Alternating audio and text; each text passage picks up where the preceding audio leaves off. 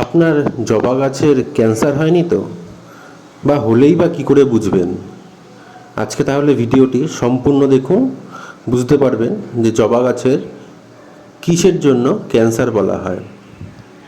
জবা গাছ যখন নার্সারি থেকে আনা হয় তখন দেখে আনা হয় না সেটিকে নেটপট আছে কি নেই। আপনারা গাছটিকে লাগানোর পরে ভালো করে দেখবেন গাছটিতে নেটপট আছে কি না। আমি একটি শোনের মাধ্যমে, গাছটি যেহেতু পটিং হয়ে গেছে তাই দেখছি শোনের মাধ্যমে কোনো কিছু আটকাচ্ছে কি না। দেখতে দেখতে দেখলাম হ্যাঁ ঠিক আমার গাছটিতে কিছুতে জানি একটা আটকাচ্ছে। আমি চারপাশ থেকে ঘুরে ঘুরে দেখলাম যে হ্যাঁ সেম একই অবস্থায় গোল রাউন্ডের মতো কিছু একটা আটকাচ্ছে। আমি ক্লিয়ার হয়ে গেলাম যে আমার গাছেরও ক্যান্সার হয়েছে। তার মানে আমার গাছেরও নেটপটে পটিং করা ছিল। তার জন্য কি করতে হবে, যখন বুঝতে পারবেন যে নেটপট আছে, মাটিটাকে কিছুটা খুঁড়ে নেবেন ওপর থেকে নিড়ানি বা খুরপি দিয়ে।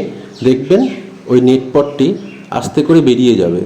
যে ওই নেটপটটি আস্তে করে বেরিয়ে যাওয়ার পরে ভালো করে লক্ষ্য করুন, সেটি একটি মাত্র প্লাস্টিকের জিনিস যেটার ভেতর থেকে আস্তে আস্তে শিকড়গুলো বেরিয়ে এসছে। কিন্তু এই নেটপট থাকলে আপনার গাছ 6 মাস থেকে 1 বছর টিকবে, তারপরেই গাছটি আস্তে আস্তে ঝিমিয়ে পড়ে দুর্বল হয়ে মারা যাবে।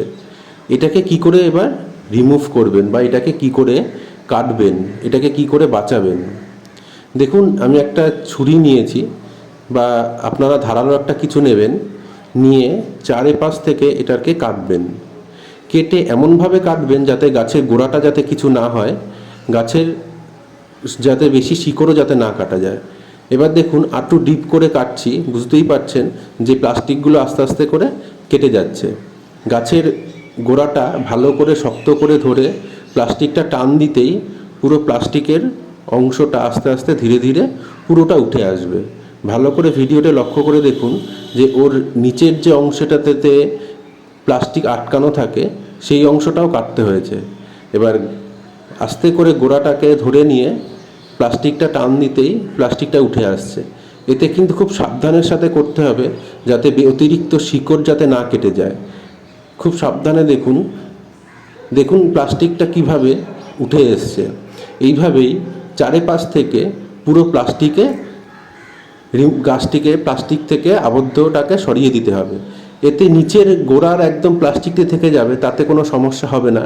কিন্তু ওর শিকড় যাতে ছড়াতে পারে সেরকমভাবে প্লাস্টিকটাকে পুরোটাকে সরিয়ে ফেলতে হবে। না হলে কিন্তু গাছ, জবা গাছ কিন্তু বেশি দিন টিকবে না। 1 বছরের মধ্যেই সেই জবা গাছ, যতই আপনি সার দিন, খাবার দিন না কেন, যতই যত্ন করুন না কেন, এই জবা গাছ কিন্তু বেশি দিন টিকবে না। তাই অবশ্যই ভিডিওটি দেখুন। নেটপটটি, পুরোটা নেটপট আস্তে করে বার করে নিয়েছি এবং শিকড়ও আমার বেশি কাটা যায়নি।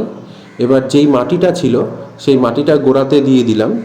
পুরোটা মাটিটা দিয়ে দেওয়ার পরে অবশ্যই 1 থেকে 2 ইঞ্চি টবের ওপরে ফাঁকা রাখবেন গাছের পরবর্তীকালে পরিচর্যা এবং জল দেওয়ার জন্য, যাতে পরবর্তীকালে জৈব সার দেওয়া যায়। অবশ্যই মাটিটা ভর্তি করে দেওয়ার পরে কাটিং এড 1 চামচ কাটিং এড দিয়ে দেবেন যাতে শিকড় দ্রুত বৃদ্ধি হয়। আর জলের সাথে 1 লিটার জলের সাথে 2 থেকে 3 গ্রাম হিউমিক অ্যাসিড ভালো করে জলের সাথে মিশিয়ে গাছের গোড়ায় দেবেন। এতে গাছের স্ট্রেসটা কমবে এবং গাছ দ্রুত শিকড় গজাতে সাহায্য করবে। ভিডিওটি ভালো লাগলে অবশ্যই চ্যানেলটি সাবস্ক্রাইব করবে, পাশে থাকবেন। ধন্যবাদ।